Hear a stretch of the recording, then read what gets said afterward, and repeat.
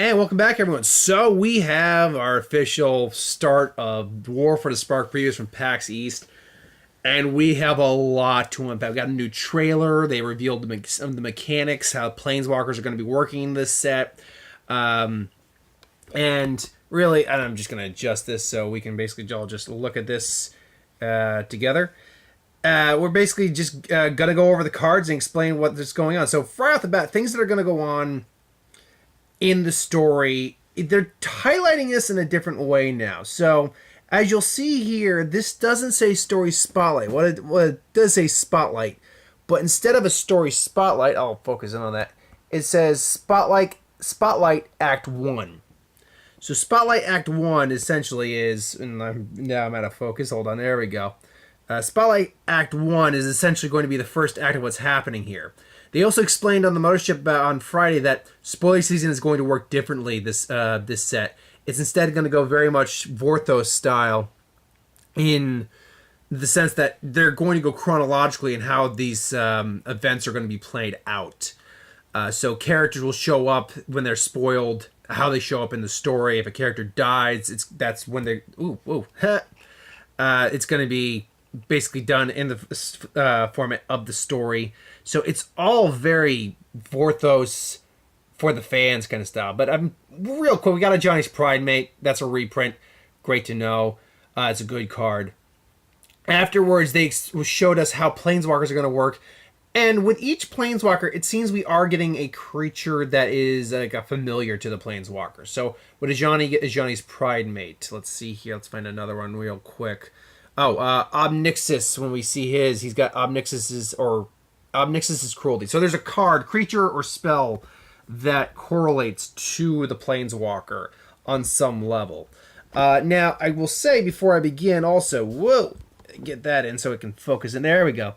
I will say also, before we really get into this, that there is, at least on this site, MTG Salvation, a spoiler from a Russian Facebook page that illustrates a lot more card, like Planeswalker, Nico Bolas, Niv-Miz, all that stuff. Because it hasn't been officially released yet, I'm going to wait on that. But let's just get into it. So just go white down. Ignite the Beacon is 1 white, 4 of any color for an instant rare. Search your library for up to 2 Planeswalker cards, reveal them, and put them into your hand, then shuffle your library. It's essentially designed for the Planeswalker deck. It is. It's fine for that. 5 mana is a bit, but the instant speed definitely helps it out. This one is Ravnica at War. Exile all multicolor permanents for a sorcery, 1 white, 3 of any color. And once sorry, folks, I'm still getting used to doing the tripod. Ravnica at War. So yeah, it's an okay card. It says exile all multicolor permanents. The problem is what happens when they don't have multicolor permanents. Then this card's pretty much useless. So there's that. Augur Bolas gets a reprint. Oh, he's a good card. Flux Chamber Mage reveals that Proliferate is back in this set, which would a set with Planeswalkers where you get plenty of +1 or loyalty counters. Yeah, that's pretty impressive. That's a pretty powerful ability. And this one is 2/2. 1 blue, 2 of any color. Whenever you cast a non-creature spell Proliferate. So that's always a good card to have on you. Next we have Jace. Jace, Wielder of Mysteries. 3 blue, 1 of any color for a 4 loyalty Planeswalker. Now, one of the big things with the Planeswalkers in this set is they all have static abilities. Meaning, no matter what, there is always ability going on with this card. If you draw a card while your library has no cards in it, you win the game. You can pay 1 of any color. Target player puts the top 2 cards of his or her library into the graveyard, and then you draw a card. You can pay 8 instead and draw 7 cards. Then, if your library has no cards in it, you win the game. So essentially, oh god, was it Laboratory Maniac was the name of the card? It's basically a kind of easier way of doing Laboratory Maniac, I suppose. The card is fine in its own right. This one's a rare. Jace himself is a rare, and that's another thing. We have been given the reveal of uncommon Planeswalkers in this set. There are mythic Planeswalkers. We know Bolas is going to be mythic. Liliana's mythic. They're the only two mythic planeswalkers officially, mind you, spoiled right now. But Jace is rare. I think we have another rare planeswalker down here somewhere. I could be wrong on that. Yeah, the other ones that I think that have been spoiled are uncommon right now. But fun fact. One second, let me get down here. So while we're not getting the stained glass art of the planeswalkers we get, it's still the actual design that we got for the planeswalkers. It's just that they are done in their actual, artistic format. No escape. Flavor text on this one. Jace surmised that they were walking in a trap, into Bolas' trap, and he felt no joy in being right. Anyway, 1 blue, 2 of any color for an instant. Target creature, a counter-target creature, or planeswalker spell. If that spell is countered this way, you exile it instead of putting it into the owner's graveyard. So essentially, it's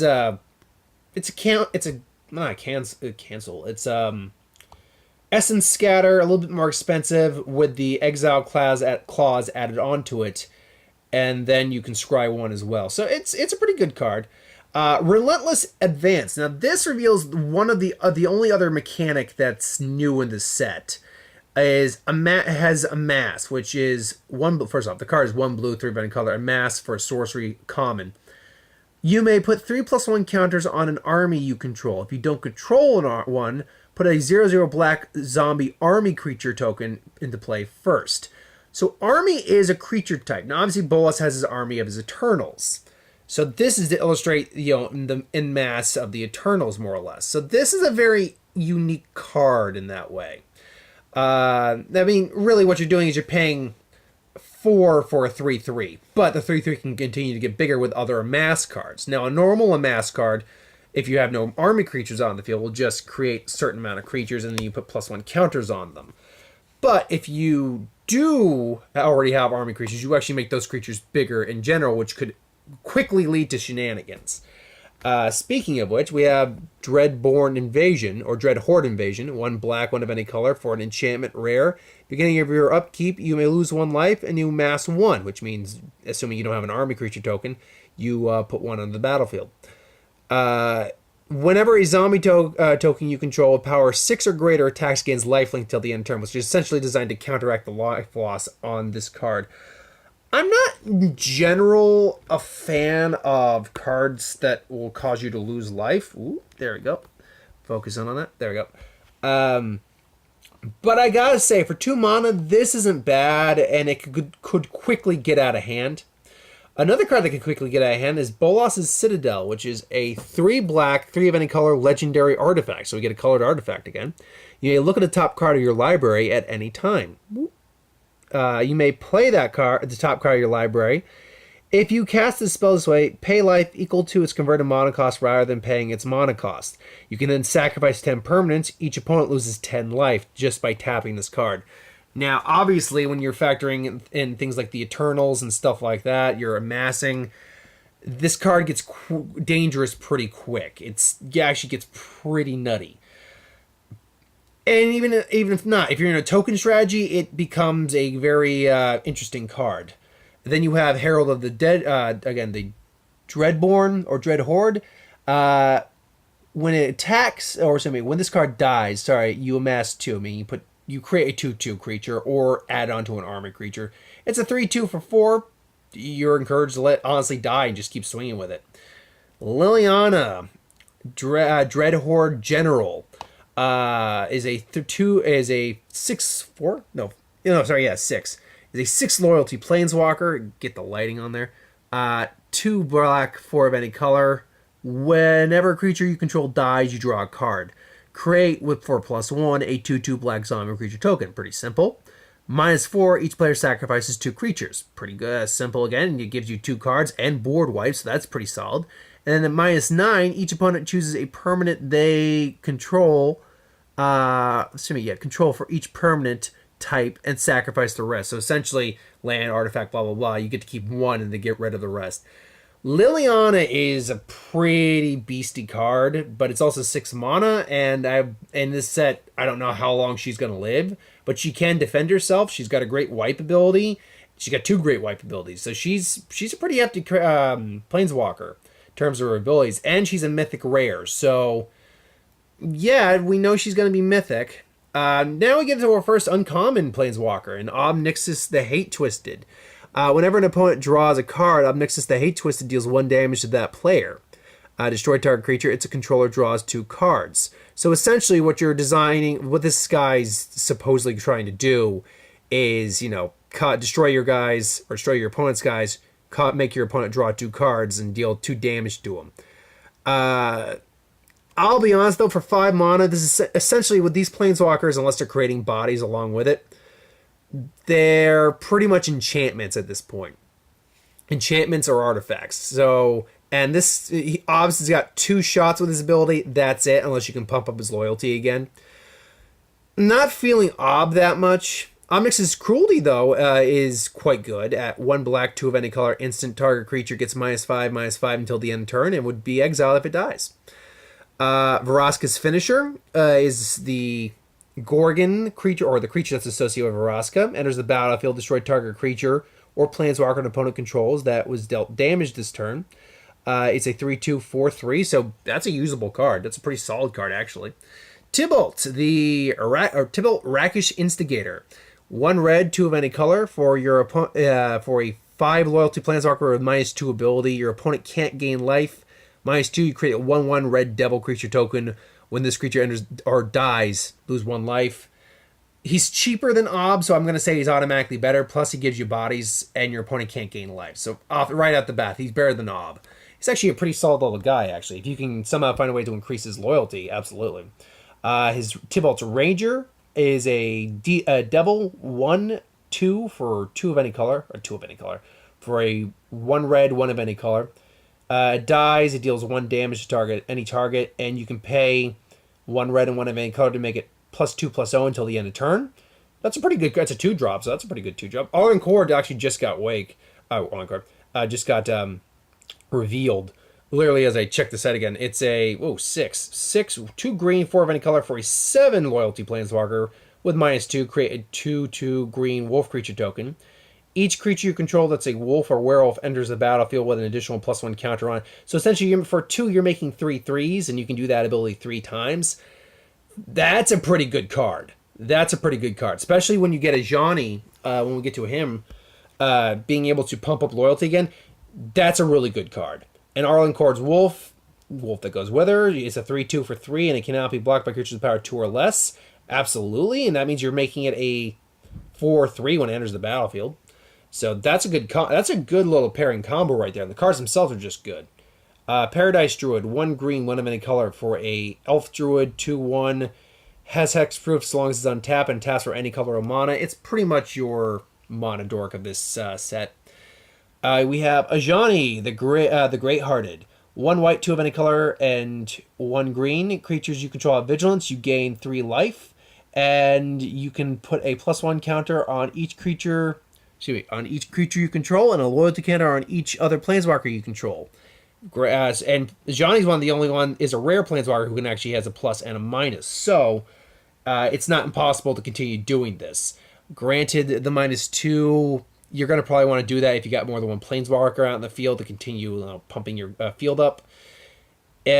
Invade the City, 1 blue, 1 red, and 1 of any color for sorcery common. Amass X, where X is the number of instants or sorceries you control in the graveyard. So for your spell heavy deck, it's a good card, I suppose. Getting a big old beater. Let's see here now.